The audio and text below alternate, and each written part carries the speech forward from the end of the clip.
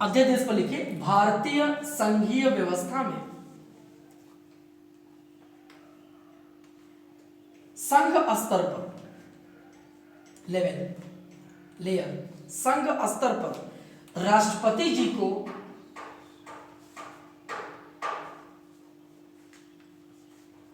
अध्यादेश जारी करने की शक्ति दी गई है। डैश आर्टिकल 1 to 3 राष्ट्रपति जी को अध्यादेश जारी करने की शक्ति दी गई है। डैश अनुच्छेद 1, 2, 3 123 होता ना, बस फुल स्टॉप। नेक्स्ट लाइन सीखिए, राज्य स्तर पर शक्ति दी गई है, फुल स्टॉप। नेक्स्ट लाइन सीखिएगा, राज्य स्तर पर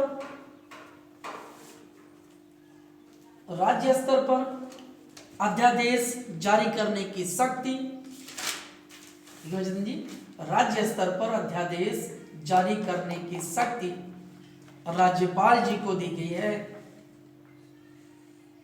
आर्टिकल 213 213 राज्य स्तर की बात कर रहे हैं। मान लीजिए उत्तर प्रदेश, राज्य स्तर पर अध्यादेश जारी करने की शक्ति राज्यपाल जी को दी गई है। डैश अनुच्छेद 213 यानी 213 राज्यों में राज्यपाल को विधान मंडल का सत्र बुलाने का अधिकार है। उसे लिखिए, राज्यपाल ही विधानसभा को भंग कर सकता है। राज्यपाल ही विधानसभा को भंग या निलंबित, आप दोनों लिख दीजिएगा, राज्यपाल ही विधानसभा को भंग या निलंबित कर सकता है। लोकायुक्त बता रहे, राज्यों में लोकायुक्त की नियुक्ति राष्ट्रपति करता है। लाइन से गलत, वीरेंद्र जी, जतिन जी, राज्यों में लोकायुक्त हो, सूचना आयुक्त हो, इलाहाबाद के चीफ जस्टिस हो, अन्य जजेस हो, उनको नियुक्ति और शपथ राज्यपाल ही दिलाता है। इवन तो राज्य के मुख्य निर्वाचन अधिकारी की नियुक्ति राज्यपाल करता है, नियुक्ति होता है। लिख लीजिए, किसको बोले, लिखवा लिख लीजिए, मुख्य सूचना आयुक्त हमें बताते हैं। लिखिए, राज्यों में मुख्य सूचना आयुक्त कॉमा, राज्यों में मुख्य सूचना आयुक्त कॉमा लगाइए, लोकायुक्त, इलाहाबाद के मुख्य इलाहाबाद बोल दिए, उच्च न्यायालय के मुख्य न्यायाधीश, उच्च न्यायालय के मुख्य न्यायाधीश और अन्य न्यायाधीशों को शपथ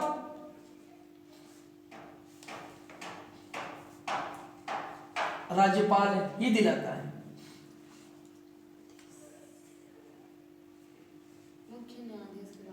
मुख्य न्यायाधीश और अन्य न्यायाधीशों को शपथ राज्यपाल ही दिलाता है। ये तो हो गया शपथ वाली बात। रुक जाइए, हम बता रहे हैं, अभी पल्ले जी तब बताया, ठीक है, फाइनल में एक आदमी को बता देंगे। अगले से लिखिएगा, राज्य के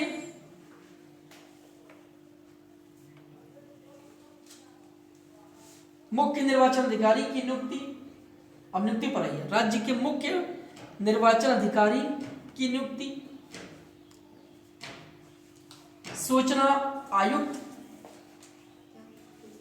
राज्य के मुख्य सूचना, क्या बोले मैं, राज्य के मुख्य निर्वाचन आयुक्त की नियुक्ति, मुख्य निर्वाचन आयुक्त या अधिकारी एक ही मतलब होता है, मुख्य निर्वाचन आयुक्त की नियुक्ति, एक कॉमा लगाइए, लोकायुक्त की नियुक्ति, लोकायुक्त की नियुक्ति और मुख्य सूचना आयुक्त की नियुक्ति राज्यपाल ही करता है। मुख्य सूचना आयुक्त की नियुक्ति राज्यपाल ही करता है। देखिए, मैंने दो जगह डिफरेंसेस किए हैं पैदा, एक है शपथ ग्रहण, एक है नियुक्ति।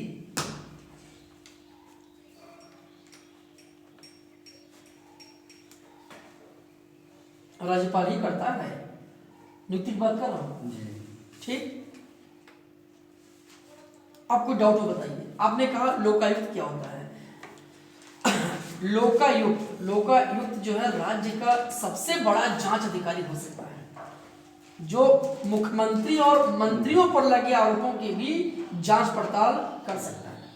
लेकिन ये जो लोकायुक्त होते हैं ये सिर्फ और सिर्फ एक ऐसी संस्था है अपने आप में जो सिर्फ सलाह दे सकते हैं। सजा का प्रावधान देने का अधिकार इनको नहीं है, वो न्यायपालिका का है। मुकदमा चलेगा या नहीं चलेगा इसका अंतिम निर्णय लेंगे कौन लेंगे? राज्यपाल लेंगे। और मुकदमा जो भी चलेगा आपके उच्च न्यायालय में चलेगा। ठीक, याद ये होते हैं लोकायुक्त। लोकायुक्त का मतलब होता है उस राज्य में कहीं कोई भ्रष्टाचार, घुसखोरी या आपका मुख्यमंत्री या कोई मंत्री भ्रष्ट हो, आप एक लिखित शिकायत दे दीजिए, उस पर एक्शन हो जाएगा, जांच वाले दायरे में आ जाएंगे, भले वो अपने को मंत्री हो, उससे मतलब नहीं है। ठीक, ऊर्जा राज्य मंत्री है ना यहाँ के रमाशंकर सिंह पटेल, अगर आपको लगे कि आपके मामले में, एक मामले में आपसे घूस मांग रहे हैं, आप अगर लोकायुक्त की सूचना आप दे दीजिए, इन पर जांच बढ़ जाएगा। लेकिन आपके पास उसका प्रूफ भी होना चाहिए। आरोप लगाना आसान होता है, लेकिन उसका एक प्रूफ आपको देना चाहिए, देना पड़ेगा, आपको श्योर देना पड़ेगा। उसी प्रकार आपके सूचना आयुक्त हो गए।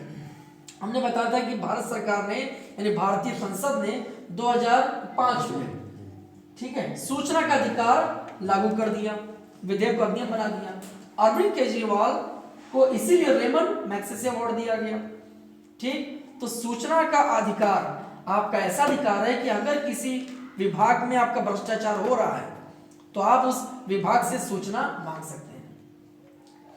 योगी जी पर एक दिन में नाश्ते पर कितना खर्च होता है इसकी भी सूचना आप चाहें तो मांग सकते हैं। और सूचना देने वाला संबंधित अधिकारी बाध्य है 3 महीने या अधिकतम 6 महीने में उस सूचना देने के लिए। अगर वो सूचना ना दे और टाइम बीत जाए, आप दोबारा एक केस करिए, जेल जाएंगे, नौकरी जो की जाएगी सो लग जाएगी। काहे नहीं सूचना दी? हाँ, सूचना देना जरूरी है अब, और सटीक सूचना देनी है। आपकी जिम्मेदारी है कि हाँ योगी जी पर जो है 2000 रुपये रोज खर्चा होता है नाश्ता पानी पर, हाँ बताना पड़ेगा।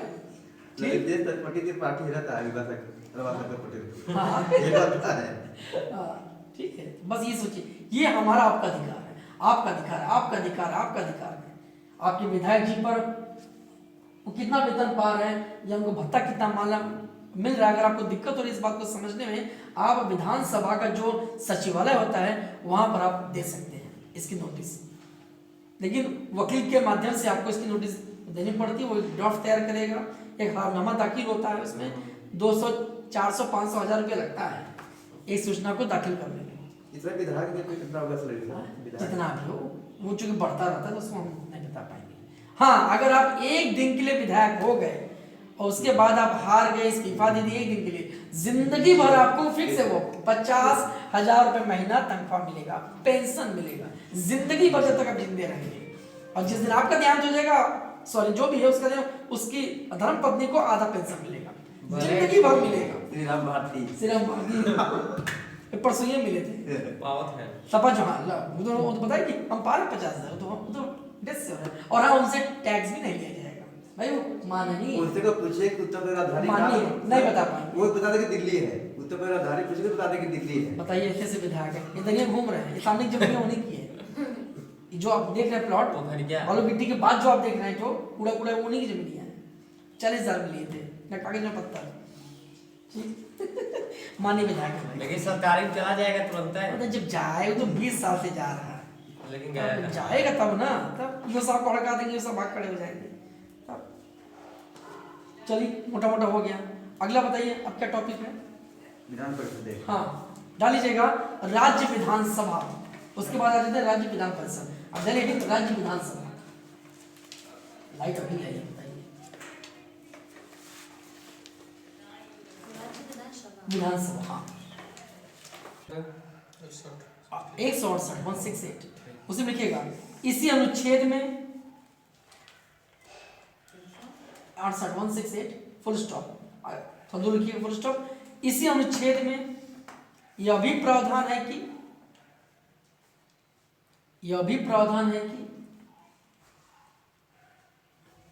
राज्यों का विधानमंडल 3 अंगों से मिलकर बनेगा। राज्यों का विधान मंडल 3 अंगों से मिलकर बनेगा।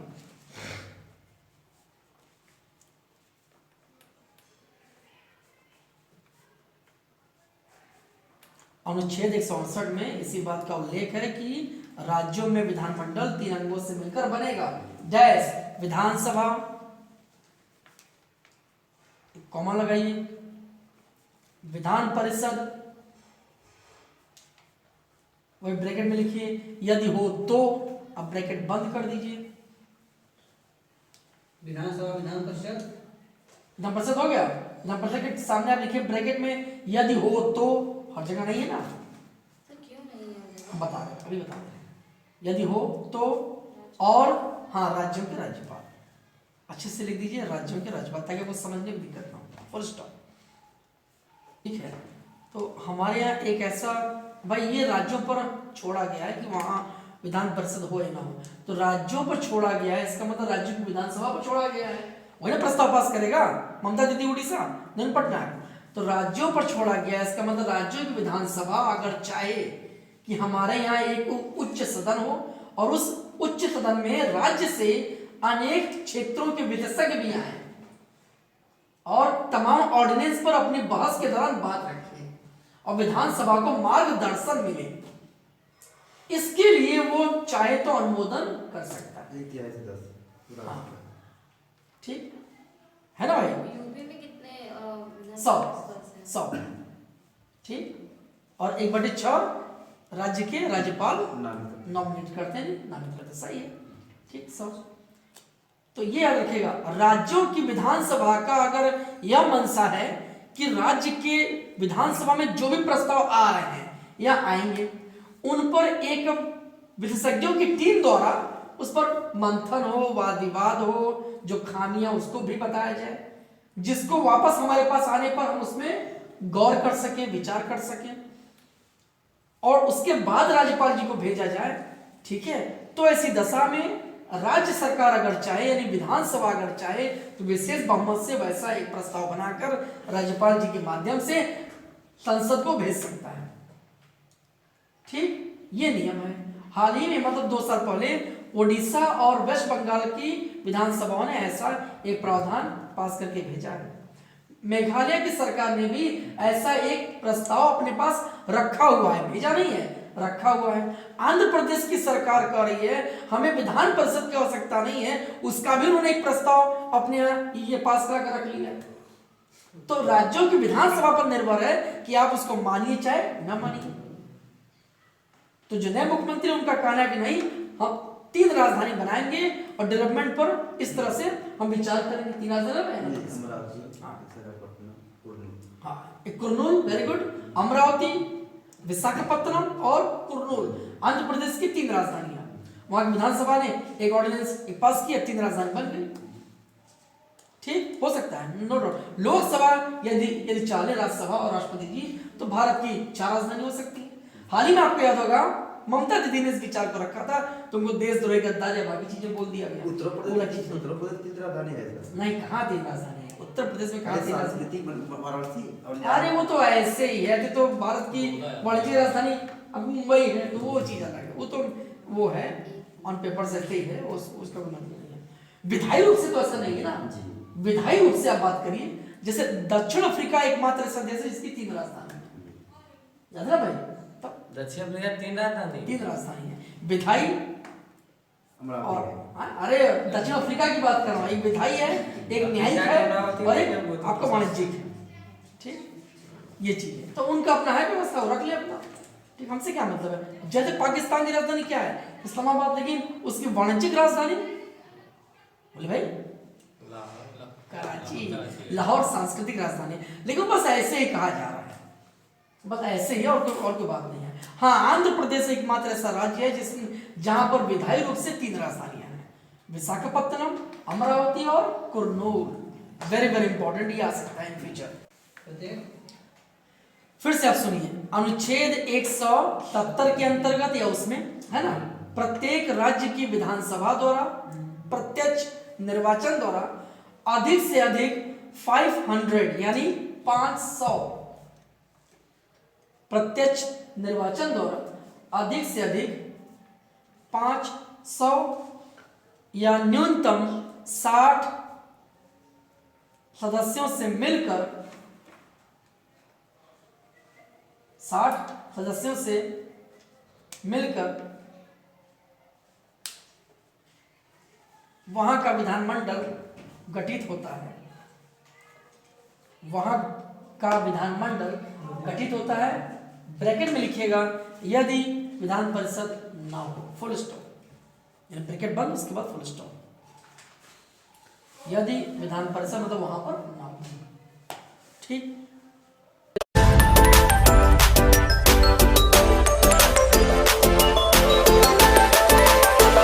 हेलो दोस्तों, आप सब कैसे हैं? संजय सर एकेडमी पर आपका स्वागत है। याद रखिएगा मेरा ये चैनल सिर्फ और सिर्फ यूपीपीसीएस और यूपीएससी आईएएस एग्जाम्स के लिए डेडिकेटेड है। मेरे इस चैनल पर, याद रखिएगा मेरे इस चैनल पर संजय सर एकेडमी पर आप इसको प्लीज सब्सक्राइब कर लीजिए, क्योंकि सिर्फ और सिर्फ टफेस्ट सवाल, toughest lines, very very important lines या अति संभावित जो प्रश्न होंगे उन्हीं पर डिस्कशन होता है। याद रखिएगा सिंपल सवालों का ना तो जमाना है ना उस पर आपका सिलेक्शन होगा। यूपीपीसीएस और आईएएस एग्जाम्स में अब टफेस्ट लाइंस दिए जाते हैं। आपसे पूछा जाता है छांटिए, चूज करिए कौन कौन से लाइन सही हैं या कौन से लाइंस गलत हैं। याद रखिएगा सिर्फ और सिर्फ टफेस्ट लाइन से ही आपका मेरिट बनेगा। सो संजय सर एकेडमी को सब्सक्राइब कर लीजिए। और हाँ, मैंने आपके लिए यूपीपीसीएस के लिए और आईएएस एग्जाम के लिए एक प्लेलिस्ट मैंने ये बना दी है, यूपीएससी प्री एग्जाम 2021। ठीक है, तो चलिए वेरी वेरी इंपॉर्टेंट सवालों का सिलसिला फिर से शुरू करते हैं भारतीय राज्य व्यवस्था से। मेरे इस वीडियो को पूरा देखिएगा, यकीन मानिए पूरा एज अ क्लास मैं आपको सारा वीडियो दे रहा हूँ। आपको बहुत ही ये वीडियो में काम की बातें मिलेंगी, लाइंस मिलेंगे जो आपको एग्जाम में सिलेक्शन दिलवा सकते हैं। याद रखिएगा हर कोई ऐसे वीडियोस नहीं डालेगा। और हाँ, सिर्फ और सिर्फ याद रखिएगा अति संभावित जो प्रश्न है मैंने उन्हीं पर डिस्कशन किया है। मेरे वीडियो को देखिए, सुनिए, लेक्चर को लिख लीजिए, नोट्स बना लीजिए। बार बार लेक्चर को सुनेंगे, फुल वीडियो देखिएगा, बार बार लेक्चर सुनेंगे, सारे वीडियोज अपने आप आपको याद हो जाएंगे। सो मेरे इस चैनल को संजय सर एकेडमी को आप सब्सक्राइब कर लीजिए, बहुत फायदे में रहेंगे। Thank you so much, all the best. Clear हुआ? आर्टिकल क्या बोलते हैं? 348 फिर से सुनिए। सर्वोच्च न्यायालय और उच्च न्यायालयों में सभी प्रकार के जो भी काम हो रहे हैं, चाहे वाद विवाद हो, बहस हो, लेखा जोखा हो, टीका टिप्पणी हो, ठीक है, उन सब की भाषा, साक्ष्य उपस्थित करना हो, वहां रखना हो, इन सब की भाषा एक होगी और वो है इंग्लिश यानी अंग्रेजी। और ये व्यवस्था दी गई है आर्टिकल 348 में, 348 में। Very very important. दूसरा पॉइंट आप लोग याद रखिएगा, आप लोगों ने संभवतः नाम सुना भी होगा जनहित याचिकाओं का, PIL, the public legislative, the public interest litigation बोलते हैं, जनहित याचिकाएं। 1972 में डॉक्टर PN भगवती सर्वोच्च न्यायालय के न्यायाधीश थे, उनके समय ये जनहित याचिकाएं शुरू हुई थी। ठीक, तो सुन लीजिएगा, जनहित याचिकाओं की व्यवस्था, जनहित याचिकाओं की व्यवस्था सर्वोच्च न्यायालय, जनहित याचिकाओं की व्यवस्था सर्वोच्च न्यायालय और उच्च न्यायालयों दोनों में है। लिखिएगा, जनहित याचिका को पब्लिक इंटरेस्ट लिटिगेशन भी कहा जाता है। जनहित याचिका को पब्लिक इंटरेस्ट लिटिगेशन भी कहा जाता है। देखिएगा, इसकी शुरुआत सर्वोच्च न्यायालय के न्यायाधीश, इसकी शुरुआत सर्वोच्च न्यायालय के न्यायाधीश डॉक्टर PN भगवती ने की थी। जगह नहीं किया, आप अलग से इसको नोट कर लीजिए, वहाँ टॉप पर लिख लीजिएगा सर्वोच्च न्यायालय, फिर आ जाएंगे राज्यपाल। इसकी शुरुआत सर्वोच्च न्यायालय के न्यायाधीश डॉक्टर P.N. भगवती ने की थी। Very very important for IAS। 1979 बोलते हैं भाई, 81, 1979 या 1979 में शुरू की थी। Doctor P.N. भगवती ने 1979 में एक तरह से जनहित याचिकाओं की शुरुआत की थी। बस आप इतना याद रखिएगा। यूपीपीसीएस ने 2018 में सवाल ये काफी गलत पूछ लिया था। उन्होंने ये सवाल दिया था कि जब भारत में जनहित याचिकाओं की शुरुआत हुई तो सर्वोच्च न्यायालय के मुख्य न्यायाधीश कौन थे, और ऑप्शन में जो मुख्य न्यायाधीश थे उनका नाम ही नहीं था, P.N. भगवती का नाम था। हालांकि अभी उन्होंने सवाल को वापस ले लिया था। न्यायाधीश लिखवा भी देते सर, कैसे लिखवा दिया आपको? P.N. भगवती वही न्यायाधीश थे। हाँ न्यायाधीश, हमने मुख्य न्यायाधीश की बात नहीं की, हमने कहा न्यायाधीश उन्होंने इस याचिका को स्वीकार किया था और उस पर अपना सबसे पहला डिसीजन दिया था, तो सारा श्रेय उन्हीं को दिया जाता है। और उसके बाद से तमाम जजेस ने उस ऐसी याचिकाओं को लेना शुरू कर दिया। भारतीय संविधान में PIL की कोई व्यवस्था नहीं है।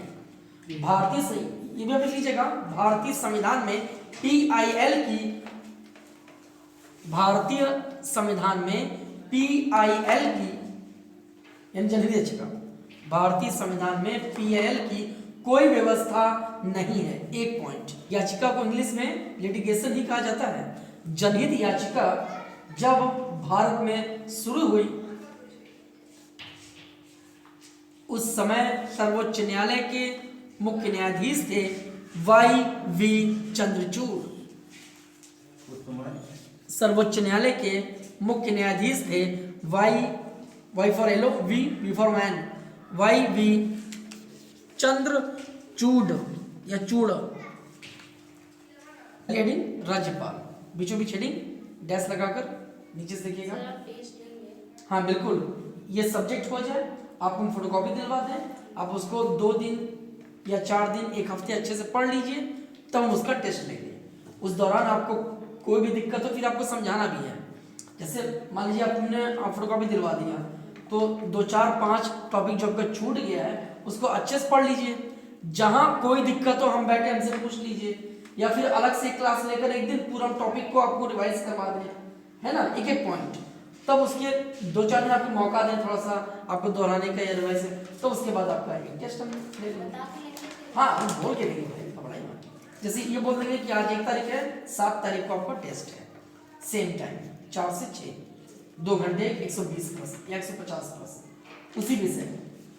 सही होगा कि 150 प्रश्न आपको, अगर आप कहेंगे तो फिर माइनस मार्किंग में रख देंगे, लेकिन अभी नहीं, अभी माइनस मार्किंग का अभ्यास आप लोग अभी मत करिए। जब दूसरा टेस्ट लेंगे इसी विषय का तब रखेंगे माइनस मार्किंग, ठीक? तो आपको अभी थोड़ा अभ्यास करिए, ठीक है।